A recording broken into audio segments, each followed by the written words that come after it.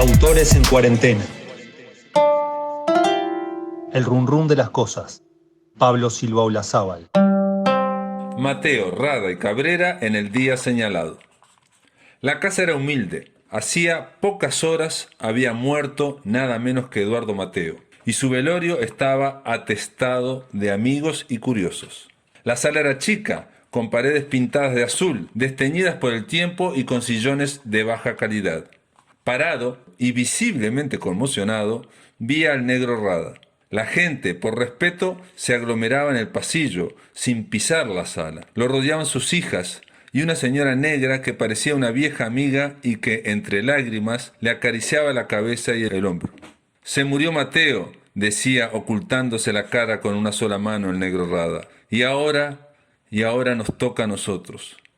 Éramos muchos los que nos apretábamos en el umbral de la puerta, pero me pareció oír que repetía: «No se va a salvar ninguno de nosotros». La frase sonaba muy infantil, pero ese era el tono, como de 12 años, que le salía del fondo del alma a Rada. Alguien ordenó: «Circulen, che, falta aire», y todos salimos de la casa, lentamente, sin hablar. Afuera caía la noche estrellada con luna menguante. Empezamos a caminar en silencio a través de una gran explanada antigua y rota, murmurando consolaciones bajo aquella luz porosa y blanca. Cada tanto había desniveles como gigantescos escalones, también quebrados, y allá en lo alto la silueta imponente de una vieja catedral solitaria. Debajo de uno de los escalones vi 2 bolsas o paquetes blancos que la brisa nocturna abrió. Eran empanadas y pizzas prontas para llevar. Deben ser para el velorio, pensé. Va a venir mucha gente.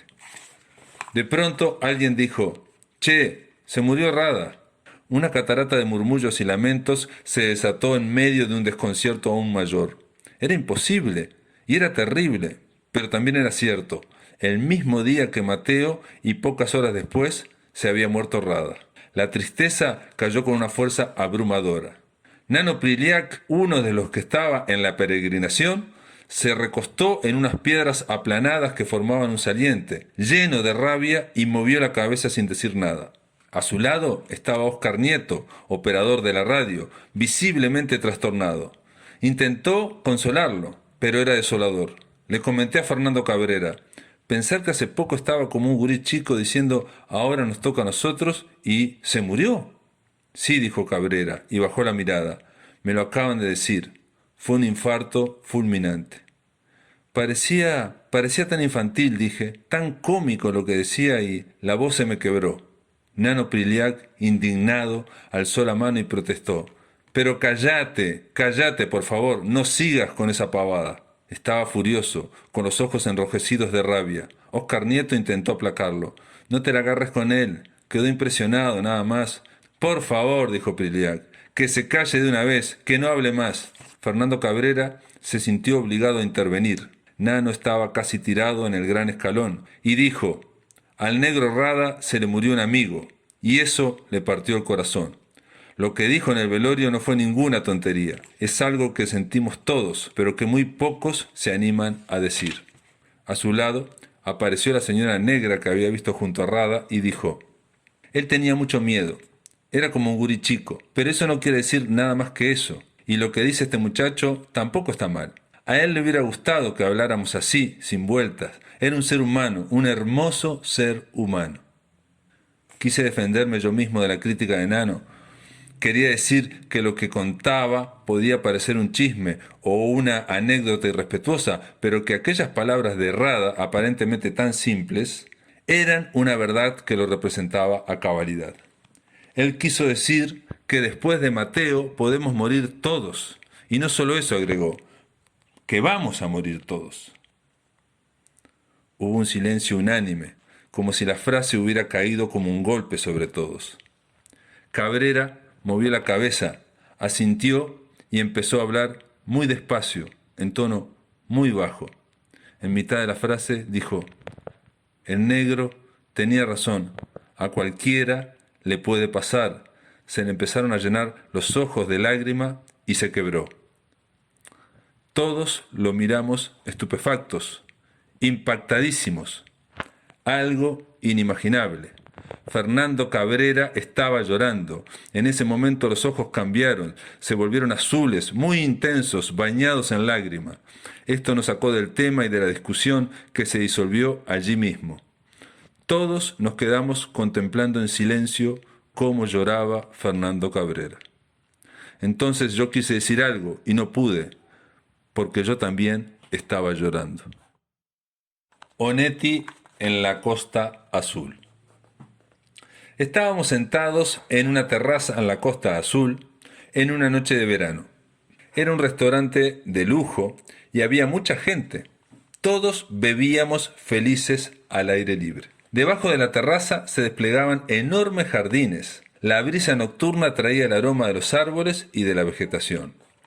Éramos muchos, tantos que habíamos juntado varias mesas redondas pegadas unas a otras como un collar mal hilvanado. En el centro de todo estaba Onetti y Julianne Moore, ella brillante con su cara limpia y su aire de inocencia, que no descartaba una adultez asumida y plena. Y él, literalmente subyugado por aquella presencia femenina que le dibujaba una sonrisa permanente en el rostro. No hablaba porque no lo necesitaba, se limitaba a contemplarla y a festejar cada una de sus ocurrencias.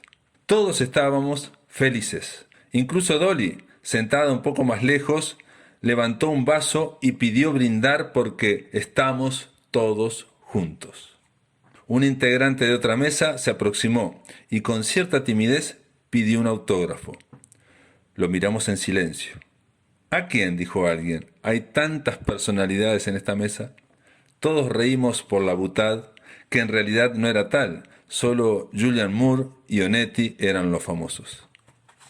Un señor que estaba a mi lado, un francés de bigotito, tocó mi antebrazo y me susurró: «Vas a ver cómo Juan firma con la cara». No lo entendí muy bien, pero no me importó, porque estaba concentrado en ver qué hacía Julianne.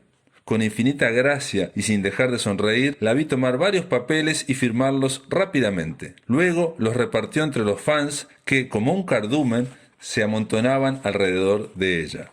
Mientras tanto, Onetti, con los brazos cruzados, dialogaba distraído con algunos de ellos. Comprendí que no le firmaba nada porque no tenía dónde hacerlo. Rápidamente le alcancé una libretita que llevaba en mi saco. Él la tomó al vuelo y, sin dejar de hablar ni de mirar a aquella gente que lo escuchaba hipnotizado, extrajo de su bolsillo un pequeño lápiz rojo y se lo apoyó en el rostro. Lentamente, sin dejar de hilvanar ironías de doble y triple sentido que concitaban la admiración de todos, empezó a marcarse las comisuras de los labios con una línea finísima. Luego siguió con el contorno inferior de la cara, la nariz, la barbilla y la mandíbula, todo sin dejar de hablar un instante. Alguien que estaba más atrás dijo: «Mucha simpatía, pero en el fondo Onetti es un amargado». Nadie lo rebatió, y eso me llamó la atención, porque el comentario había sido muy agresivo. Pero la sensación de bienestar era tan intensa que nadie quiso arruinarla refutando a un pesado. Cuando Onetti terminó de delinearse la mitad inferior de la cara, acercó el papel al rostro y lo apoyó ante la mirada atenta de todos. Cuando lo sacó, había una caricatura de trazos simples y certeros. Era su cara sonriente. La mostró a todo el mundo como si fuera un mago y luego, en el aire y sin apoyo alguno, escribió una dedicatoria. Debajo, con el pulso tembloroso de los borrachos, agregó: Juan Carlos Onetti. Nota: curioso sueño del que tampoco conservo la fecha. Es muy simbólico porque reúne en una sola escena el anhelo secreto de todo escritor: estar rodeado de amigos junto a una mujer exquisita y culta, en un clima agradable, de buen gusto, disfrutando de la fama, el dinero y los buenos tragos. Luego, y esto es lo más importante, de haber creado alta literatura. El sueño realiza incluso una última fantasía. Sobre el papel, sobre la página, queda estampada su cara de mejor felicidad. Y todo transcurre en un entorno de humor, sin tomarse en serio a sí mismo, casi nada. Nota actual: una poeta lacaniana de cuyo nombre no quiero acordarme, señaló con singular perspicacia que el apellido Moore, de Julian Moore, suena igual a Moore, apellido de soltera de Dolly Onetti, lo que la transfigura en bella y talentosa actriz.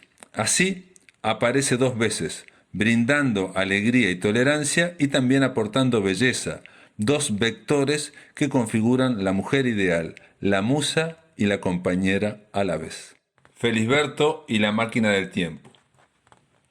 Un joven y delgado Felisberto Hernández estaba entre gente de clase alta en una sala bastante lujosa que pertenecía a un edificio decimonónico. El clima era el de una suerte de vernissage diplomático o de una antigua presentación de libros. Una reunión formal donde los invitados conversaban animadamente. De pronto todos se quedaron serios y quietos, o mejor dicho, impactados. Por alguna razón me di cuenta de que estábamos viviendo un fenómeno extraño, inédito, increíble. El dato surgió nítido dentro de mi mente. Alguien, seguro que para probarla, había encendido una máquina que causaba un efecto notable. El tiempo retrocedía. Esto hacía que algunos comenzaran a desconocerse y otros, embarados, a mirarse con creciente desconfianza. Diría que con cierta agresividad. Esto explicaba también el por qué nadie se movía mucho. Todo el mundo permanecía en silencio. A lo sumo alguien murmuraba alguna frase de cortesía de modo embarazoso. Felisberto comenzó a apretar las piernas, retorciéndose un poco, y yo supe, con esa inmediatez que se experimenta en los sueños, que sentía unas inmensas ganas de orinar. Tenía la vejiga llena, pero no se movía, solo cruzaba las piernas retorciendo un poco la cintura. De pronto me llegó su pensamiento. Como el tiempo fluye hacia atrás, solo tengo que aguantar un poquito. Acto seguido, suspiró con alivio y dejó de apretarlas. Luego sonrió. Pensé que solo un ser tan original como él podía pensar espontáneamente algo como eso. Por último, me llegó una intuición vaga e imposible de confirmar. Todo aquello había sido un experimento con el tiempo en el que Felisberto, de algún modo, estaba involucrado. Nota actual. En este sueño, Felisberto aparece en todo su esplendor como lo que realmente es, el Buster Keaton de la literatura mundial. El run run de las cosas. Pablo Silva Olazábal. Leer es un acto de resistencia.